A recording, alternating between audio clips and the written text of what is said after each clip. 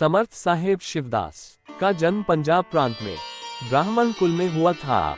बचपन से ही ज्ञान, ध्यान, संत, ईश्वर आदि रहस्यात्मक विषयों में अधिक रुचि लेते थे तथा रसायनों व रस विद्या में निपुण थे। आपने भारत के बड़े बड़े रस सिद्धों के महान लेखों का संकलन कर एक बृहद पुस्तक ग्रंथ तैयार किया और बहुत से प्रयोग कर स्वर्ण कल्प साधना में प्रवीण हुए तथा ऐसी विधि की खोज कर ली थी कि आप एक बार में ही एक मन सोना बना सकते थे। इसी ज्ञानाभिमान में आपने प्रतिज्ञा की कि जो मुझे ज्ञान में परास्त करेगा या मेरा सिर स्वयं ही श्रद्धा से जिसके सामने नतमस्तक हो जाएगा, मैं उसी की शिष्यता स्वीकार कर उसे ही यह ग्रंथ भेंट में दूंगा। एवं इसी खोज में तीर्थाटन करते करते समर्थ साहेब शिवदास कोटवा धाम पधारे और समर्थ साईं जगजीवन दास की ओस मईवानी और लीला से अभिभूत हुए और श्रद्धा से नतमस्तक हुए। तब रसकल्प का वह महान ग्रंथ आपने समर्थ साईं जगजीवन दास जी को देना चाहा, पर समर्थ साईं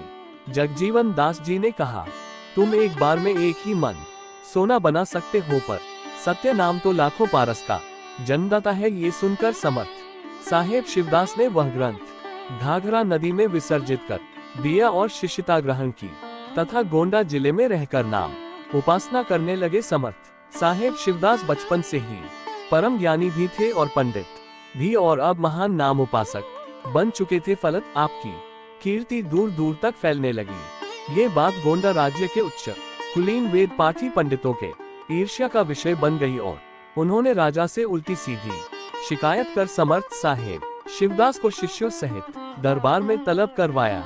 भोजन के उपरांत राजा ने राजपुरोहित अनुपानंद जी को पान मंगाने का आदेश दिया, तो राजपुरोहित अनुपानंद ने छल पूर्वक सिर्फ सादे पान का पत्ता सिर्फ चुना कत्था लगा हुआ ही मंगाया। किंतु जब राजसभा में सबको पान भेंट किया गया तो सबके पान लौंग, सुपारी, इलायची आदि मसालों से युक्त हो गए थे, किंतु पुरोहित का पान ही सादे का सादा और ज्यादा चूने वाला रह गया था। ये चमत्कार देख अनुपानंद ने समर्थ साहेब शिवदास से क्षमा याचना की। समर्थ साहेब शिवदास की कई कीर्तियां कीरत सागर नामक ग्रंथ में वर्णित है, जिन्हें इस ब्लॉग में भी शामिल किया गया है। कहते हैं समर्थ साहेब शिवदास एक बार समर्थ साईं जगजीवन दास के दर्शन हेतु कोटवा धाम पधारे। तब साहेब श्री बल्ला दास बलराम दास जी ने समर्थ साहेब शिवदास के सामने सादे पान के पत्ते रखते हुए कहा कि गोंडा के महाराज के सामने सारे पान मसाले वाले